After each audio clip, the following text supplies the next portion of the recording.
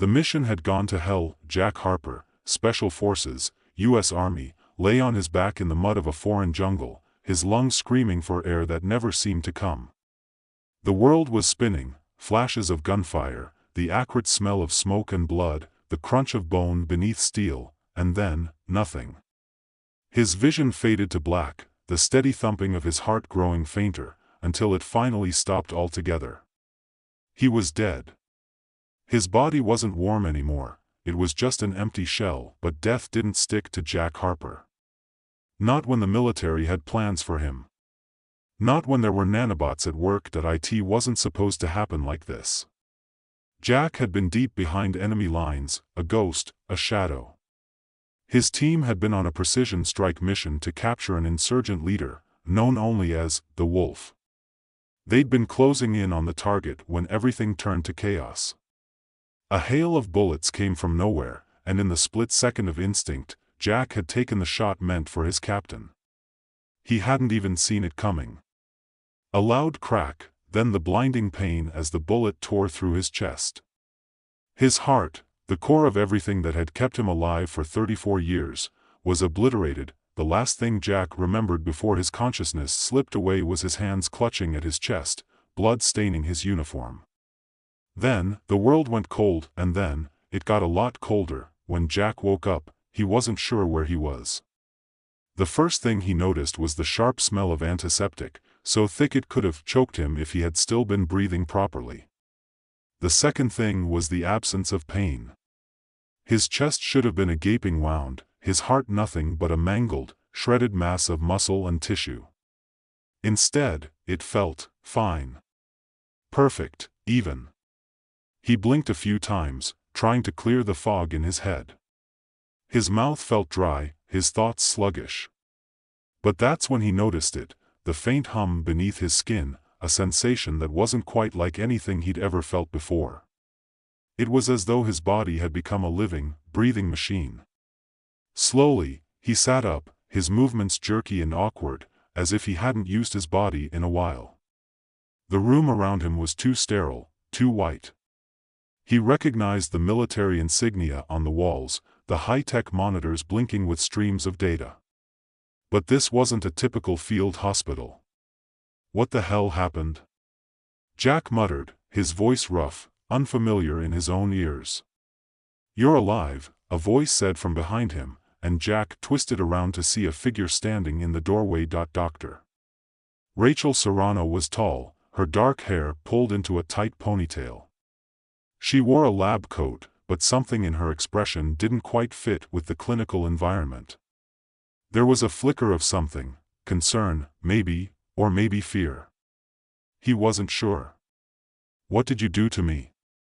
Jack's words were more harsh than he intended, but that was the only thing that made sense. His chest, which should have been a bloody mess, was intact.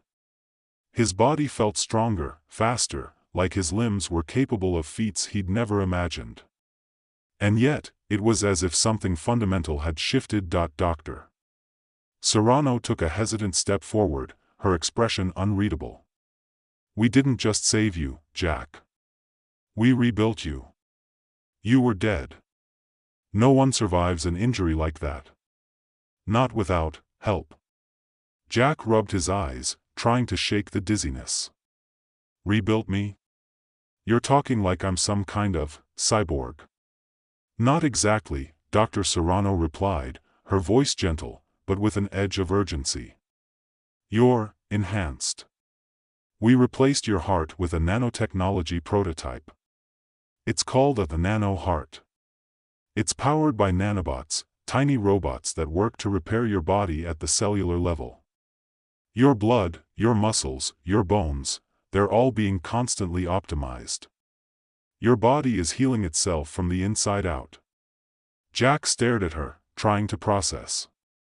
"Nanobots? What, like those little robots in science fiction?" "More than that," she said, her voice low. "They've done more than just fix your heart. They've altered your physiology. You're stronger, faster, more resilient. The program was designed to enhance soldiers, optimize the human body for combat. We didn't anticipate the level of success we'd have with you, but here we are." Jack felt a strange mix of disbelief and adrenaline. He wasn't just alive, he was something else. Something better? Maybe. Or maybe this was a nightmare he hadn't woken up from. "Why didn't you tell me this was going to happen?" he asked. "Why wasn't I given a choice?" Dr. Serrano's eyes softened, but there was no easy answer. "The decision was made for you, Jack. After the incident, you were the perfect candidate. The tech had never been tested in a human body before, but they didn't want to lose you. And now, well, now you're something they can't afford to lose." "Who's they?" "The people funding this project. The military," she said, her voice trailing off, as though she were too tired to continue. "And you're not just any soldier anymore, Jack.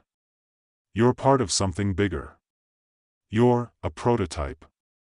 A prototype.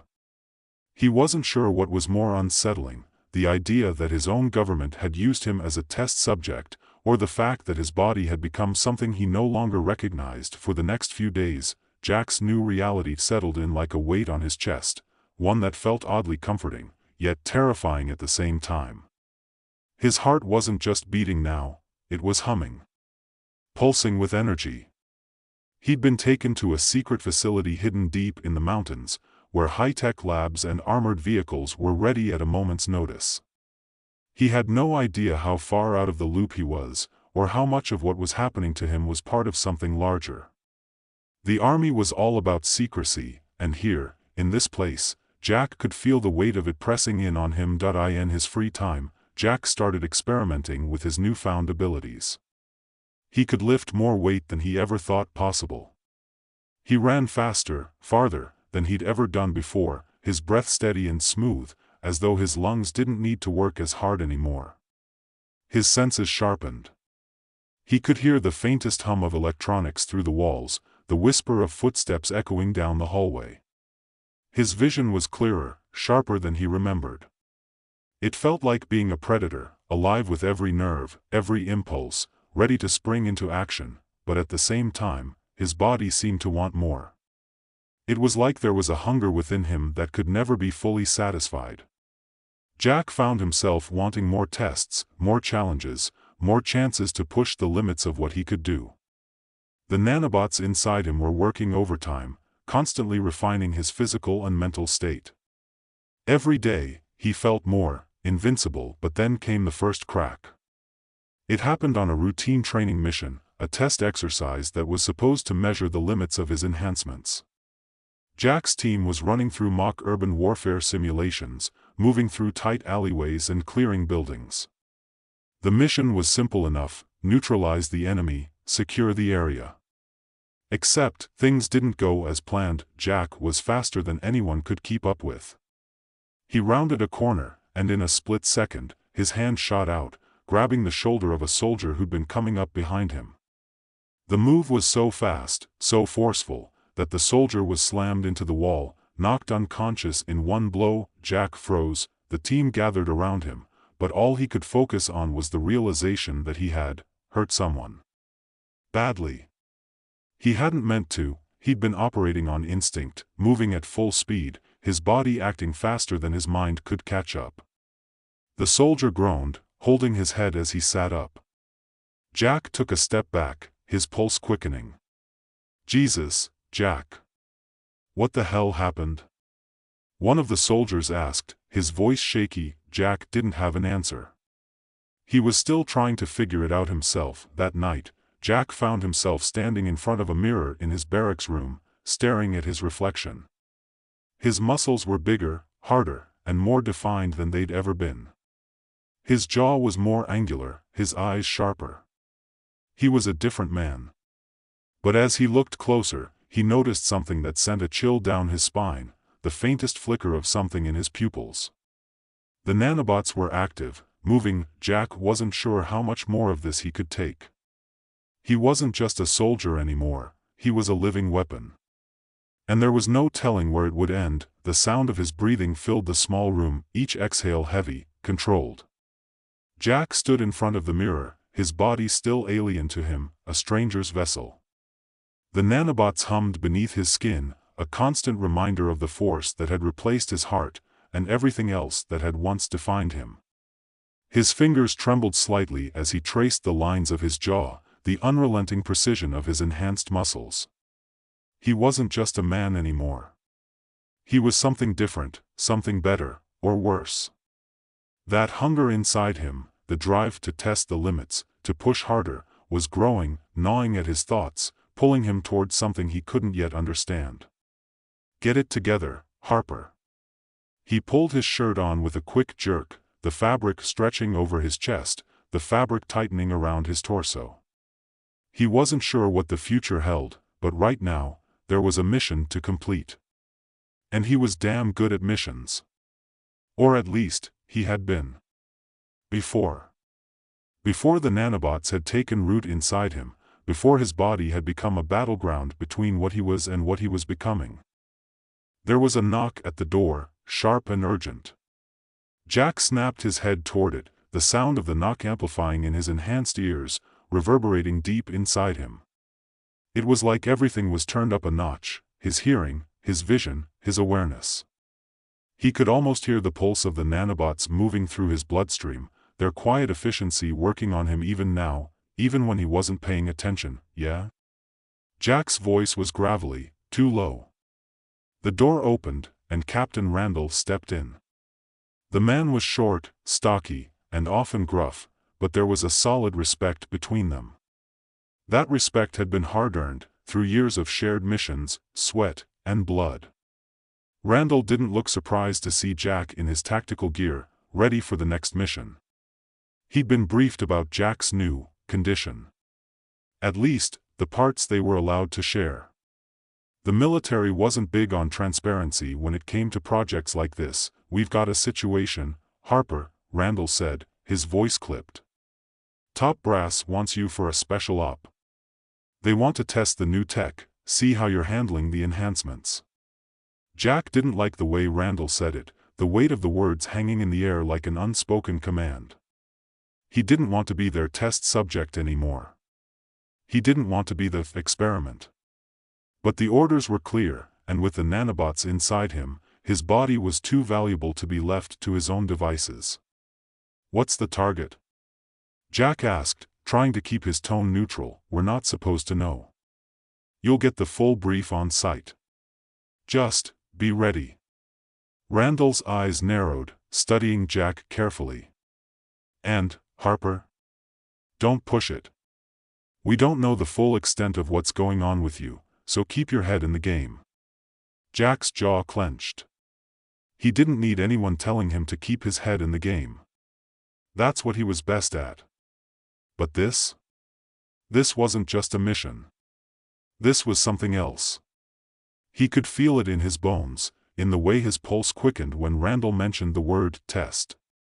He was no longer just a soldier, he was the tool. The weapon. And even though the thought of it made his skin crawl, he couldn't ignore the gnawing curiosity that came with the power that surged through him. He had to know what he was capable of now. "Let's go," Jack said, locking eyes with Randall. "I'm ready." The mission was supposed to be quick: extract a target, neutralize any threats, and get out. Standard. But Jack knew that standard didn't exist anymore. Not for him. The moment they'd been briefed on the target location, he'd felt something shift inside him. His instincts, those sharp, hyper-aware instincts the nanobots had sharpened to the point of unnerving, had kicked in. He was no longer just reacting. He was anticipating. He was a step ahead, and it felt dangerous. The military convoy rolled through the dense jungle, their vehicles kicking up dirt and dust in their wake. Jack sat at the back of the armored truck, his fingers tapping rhythmically against the cold metal. His squad was quiet, focused, the hum of the truck's engine the only sound between them. Jack's mind raced. Was he becoming like the others? The enhanced soldiers he'd seen in the labs? Those men, those monsters, hadn't been able to keep their minds in check. They'd lost themselves, and Jack wasn't sure if he was already too far gone to turn back. "Harper," a voice broke through his thoughts. Sergeant Miller, one of his old team members, sat across from him, his eyes sharp. "You good?" Jack blinked, pulling himself back from the dark corner of his thoughts. He nodded, trying to force a smile. "Yeah. Just thinking." Miller didn't buy it, but he didn't push. Instead, he just gave a nod and went back to cleaning his rifle. The others followed suit, checking gear, preparing for whatever lay ahead. The target was close now, the jungle thinning out, the heavy scent of earth giving way to the sharp tang of oil and metal. The convoy stopped near an old, abandoned warehouse on the outskirts of a small village. It was an ideal place for a covert operation, too quiet, too tucked away. Something didn't sit right with Jack. The hairs on the back of his neck prickled. "You're on point," Randall said as he stepped out of the vehicle, his tone brusque. "Clear the area. We move in on your signal." Jack didn't wait. He was already out the door and moving, his body moving with unnatural speed. He could feel the ground beneath his boots, the thrum of energy in his veins. His senses were so attuned now that he could hear the faintest rustle in the trees, the distant chatter of voices coming from inside the building. He was tracking everything, every movement, every change in the air. He reached the edge of the warehouse, crouching low, pressing himself against the cold concrete. The nanobots buzzed inside him, like a living thing, urging him to push forward. Jack resisted for a moment, focusing on the present. He had to be smart. He had to control it. But then, as if the decision had been made for him, he moved, faster than anyone could react. In the span of a few seconds, he was inside the warehouse. His team was behind him, but it didn't matter. He was already a shadow in the dark. He heard them, the soft shuffle of feet, the sharp clicks of weapons being loaded. The target was close, and then it all fell apart. The first shot rang out like thunder, reverberating through the space, echoing off the steel walls. Jack felt the shockwave of the bullet whiz past his head, his instincts kicking in. His body reacted before his mind could catch up. He moved, faster than he should have been able to, dodging the incoming fire with ease, his body almost a blur. It felt effortless. It felt dangerous. He could feel the heat of the bullets close by, could hear the screams of his team, but none of it mattered. He was already inside, already in the middle of it. He moved through the warehouse like a phantom, his hands a blur as he disarmed the enemies one by one. He could feel their fear, their hesitation, as if their very bodies recognized the thing he had become. And then, just as quickly as it had started, it was over. The building was silent again, the only sound the labored breathing of Jack's team and the distant whine of the truck engines outside. Jack stood in the center of the room, his heart racing, but not in the way it should be. It was too quick, too easy. His body had moved with a precision he didn't recognize, with a speed that bordered on inhuman. He had taken down 4 enemies in less than 20 seconds. His mind was spinning now. The nanobots were doing what they were designed to do, enhancing him, making him better, stronger, faster. But at what cost? "Harper." Randall's voice broke through his daze.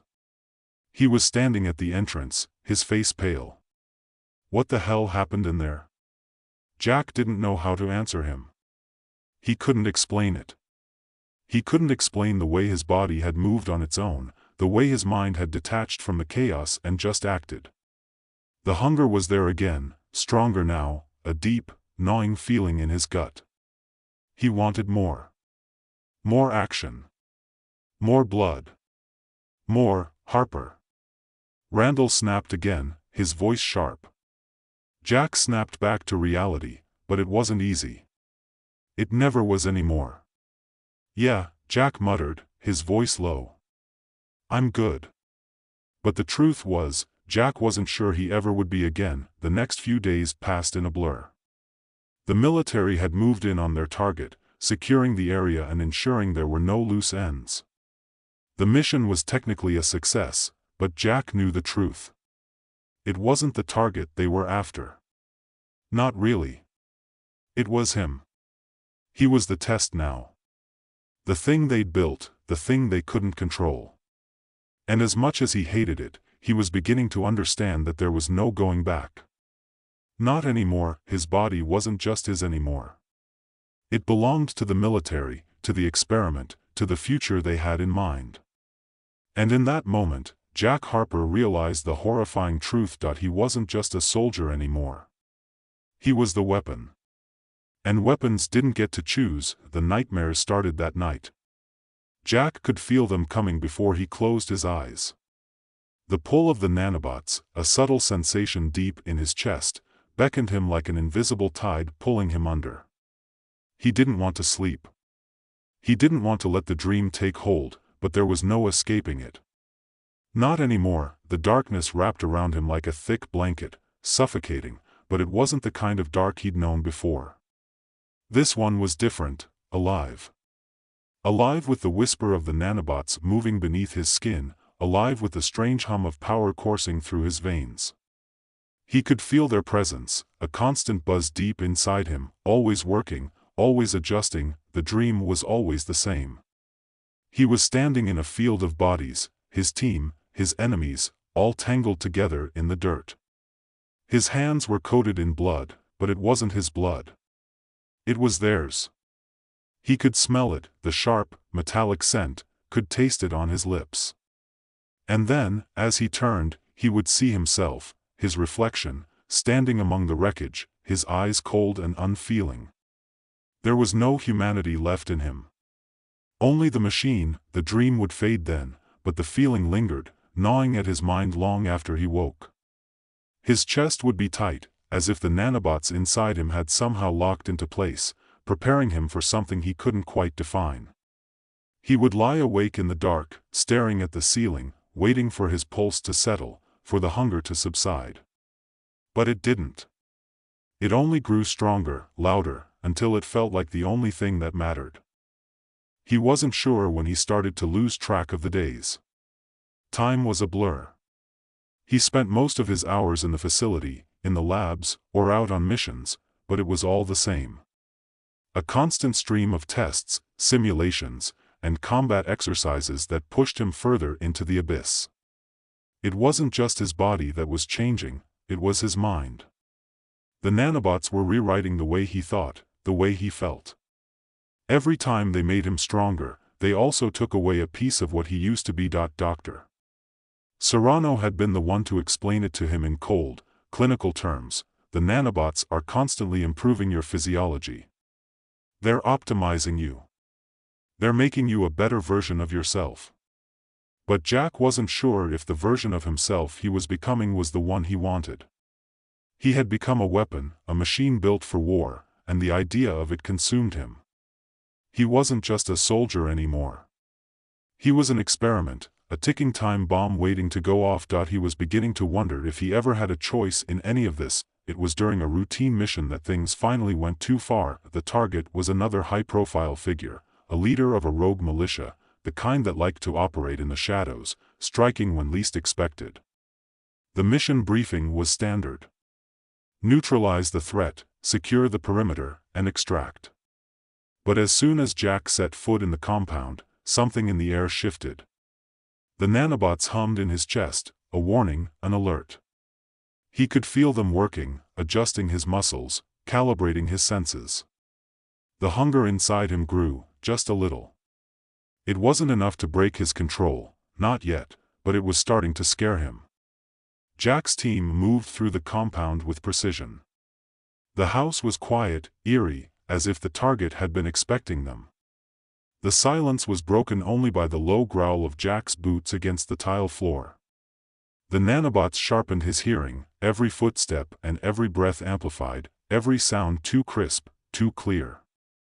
He could hear his team behind him, but it felt like they were 100 miles away. He was already out ahead, already slipping into the shadows, already thinking 3 steps ahead. They reached the target's location without incident, the doors of the bunker open and waiting for them. Jack's pulse was steady, but his mind was racing. Something was wrong. This wasn't the clean extraction he'd been promised. They were being led into a trap. He could feel it in his bones. Harper, Randall's voice came through his earpiece, rough and urgent. You're in position. Take the shot. Jack hesitated. The target was there, but something wasn't right. The nanobots inside him flared again, a burst of energy that made his senses spin.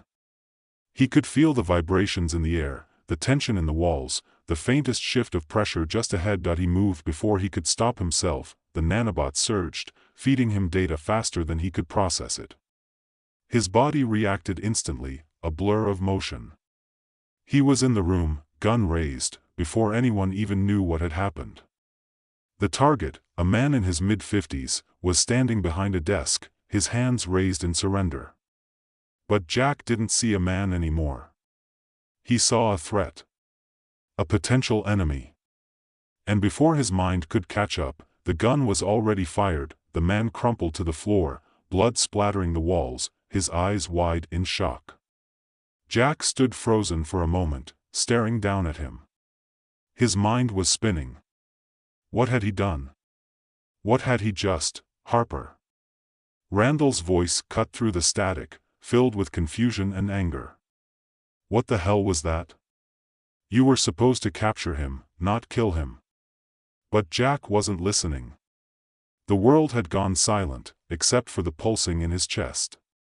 The nanobots were still working, still optimizing, still rewriting him. His body was moving on its own again, reacting before he could think. His hands were shaking, but not from fear. No, the shaking was something else. It was like his body was being pulled in two directions, his mind at war with the machine inside him. Jack couldn't find the words. He didn't know what had happened. The shot had been clean, but it hadn't been what he intended. Not at all.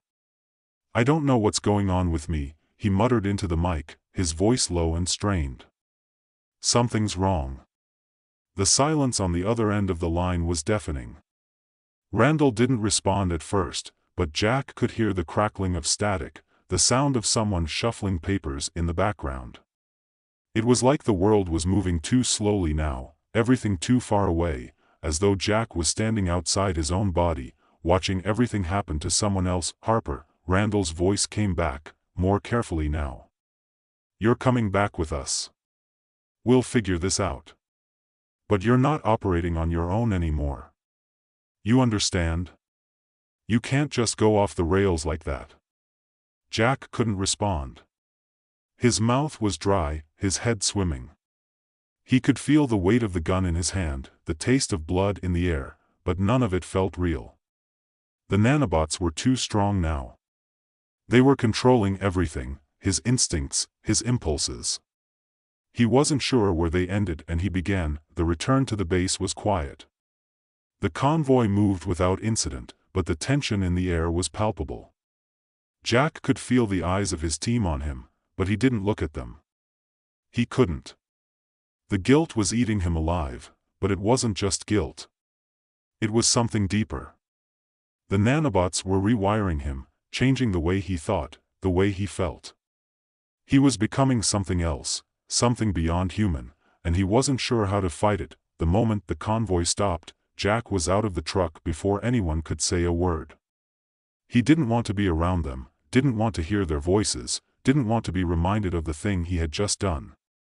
The thing that wasn't him, but it wasn't just the mission that was falling apart. It was him. He walked into the dark of the facility, his mind a whirl of confusion and anger. He couldn't stop it. The hunger was too strong. He wanted to feel the rush again, wanted the power, the control that came with his new body, with the nanobots in his chest. It was like he was addicted to it, addicted to the feeling of being stronger than everyone else. It wasn't just physical. It was mental. Emotional. The nanobots were rewriting him from the inside out, and he wasn't sure if there would be anything left of him by the end. Jack stopped in front of the lab door. The facility was quiet, but something felt wrong. The hum of the nanobots in his chest was louder now, stronger. His eyes darted around the hallway, searching for something he couldn't name. And then, from the shadows, came Dr. Serrano. Her expression was hard, unreadable, but there was something in her eyes that Jack couldn't ignore. She knew.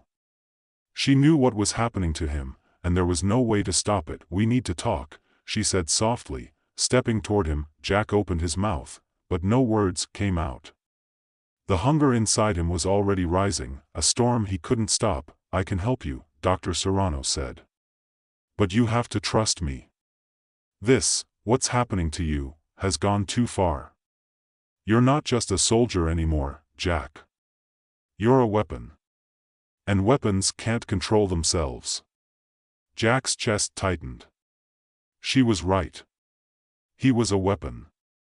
But what happened when the weapon was too dangerous to control? Jack's gaze flickered to the shadowed hallway behind Dr. Serrano. The facility felt like it was closing in on him. The walls, the lights, the hum of the nanobots, all of it pressed in, suffocating, like he was stuck inside a machine. Their machine. His chest throbbed with an unbearable pressure. He could feel the hum of the nanobots, constant, like a low static buzz in his bones. The hunger was there again, clawing at him, pulling him, and for the first time in a long while, Jack realized something. He wasn't sure how much longer he could hold on. "Help me?" Jack's voice was hoarse, a rough edge that didn't belong to him. "What the hell does that even mean anymore? How can you help me when I'm not even me anymore?" Dr. Serrano's eyes softened, just for a moment. Her face, usually so controlled, showed a flicker of something Jack couldn't quite place. Compassion? Pity? He couldn't tell. "It means," she said quietly, "we stop the process. We reverse the nanobot's progression. We get you back to something that resembles the man you used to be." The air between them felt thick with a dangerous mix of hope and dread. Jack took a step back, his head swimming. He wanted to believe her, he wanted to believe that it wasn't too late, that there was a way out of this nightmare. But deep down, something told him it wasn't that simple. It never was. "What's the catch?" His voice was flat, his eyes hard. He wasn't stupid. He had seen how these things worked. There was always a catch. Serrano's lips tightened, and she took a long, measured breath. "The nanobots are integrated into your entire system now, Jack. They're in your brain, your organs, your muscle tissue. If we attempt to reverse them, it's going to be painful. Dangerous. There's no guarantee that you'll survive the procedure." Jack felt the weight of her words settle on him like a heavy, suffocating blanket. The hunger inside him swelled, rising with the fear, with the uncertainty. His hands clenched into fists at his sides. He wanted to scream, to tear something apart, but he held it back.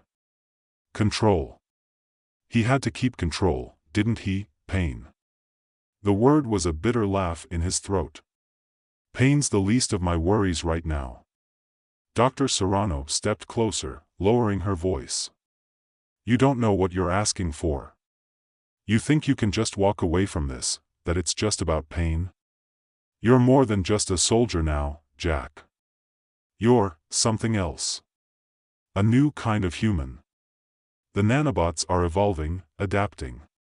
You're already starting to lose control, aren't you?" Jack didn't answer right away.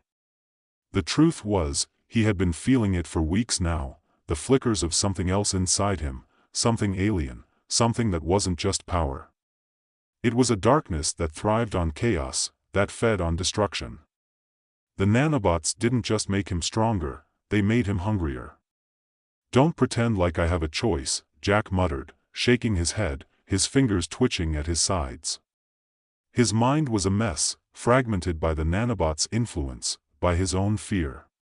He didn't want to be a weapon anymore. He didn't want to be them. But there was no going back. Not now.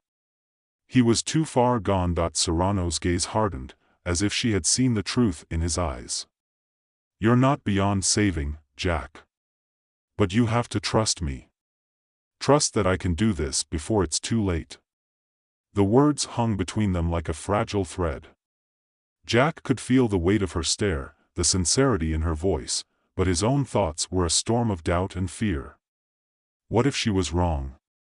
What if this was just another trap? What if he couldn't control the hunger anymore? The pressure in his chest intensified, and he closed his eyes for a moment, forcing himself to take a steadying breath. It was happening again. The nanobots were reacting, feeding off his anxiety, amplifying it.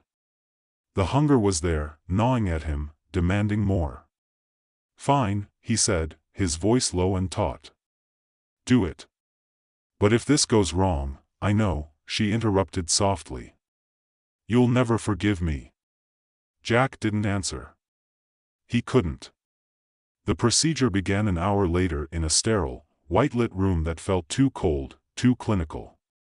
Jack had been prepped, hooked up to machines, his body scanned and monitored, but he couldn't shake the feeling that everything in this room was meant to keep him in check, to control him, just like the nanobots did.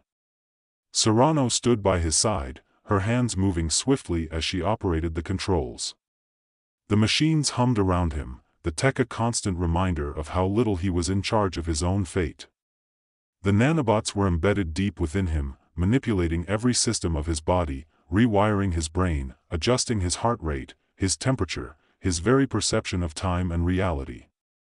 He had no idea how long the procedure would take, but part of him wasn't sure if he wanted it to work.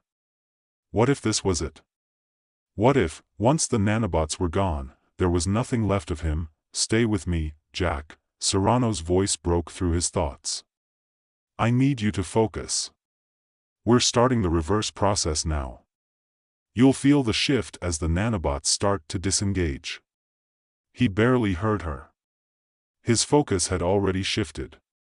His chest was tightening, his heartbeat irregular. He could feel the nanobots moving, sensing the change, trying to fight it. His skin prickled, the blood rushing through his veins, and then, the pain it was like nothing he had ever felt. The nanobots were resisting, fighting against the procedure, scrambling to keep their hold on him. The pain was sharp and jagged, like his veins were being torn apart, his muscles unraveling, his very thoughts coming undone. He gasped, his body jerking violently, but he couldn't scream. The pain was too overwhelming. Serrano's voice was a distant murmur in his ear, but it couldn't reach him. He was consumed by the agony, by the sense of something tearing away from him, piece by piece. The hunger surged again, stronger than ever. His chest felt like it was going to implode, his mind a whirl of raw emotion, of rage, of need. His fingers dug into the table, his nails scraping against the metal. He could hear the machines whirring, the faint click of the nanobots disengaging from his body, but the pain was too much. Suddenly, a strange calmness settled over him. It wasn't peaceful, it was the absence of something. The absence of control. The nanobots had pulled back just enough to give him a moment's clarity, but it wasn't the clarity he needed. It was emptiness. "I can't," Jack gasped, his voice raw. He didn't know what to say, how to explain it. The hunger was there, but it was different now. It wasn't just the physical craving anymore. It was deeper. It was primal. The nanobots had rewired his brain, made him something else entirely, and no matter how hard he fought, he wasn't sure that the man he used to be could ever come back. He closed his eyes, shuddering against the overwhelming sense of disorientation. His body was still his, in a way. But it wasn't his anymore. The final push came a few moments later. The nanobots were completely disengaged. The machines around him hummed in confirmation. The pain was still there, but it was fading, replaced by an eerie numbness. Jack's body trembled as he lay there, staring up at the ceiling, as if waiting for something to change, to snap him back into himself. But when he opened his eyes, he wasn't sure what he saw. The hunger was still there, burning bright. Doctor Serrano stepped into his line of sight. "It's over, Jack. You're free." But Jack didn't feel free. He felt empty. The hunger was still there, gnawing at him. He wasn't sure if it would ever go away. The nanobots had tried to control him, but in the end, they had just made him into something else, a version of himself he didn't recognize. And now, without them, Jack was left to figure out who he was, and if he was even capable of being human again.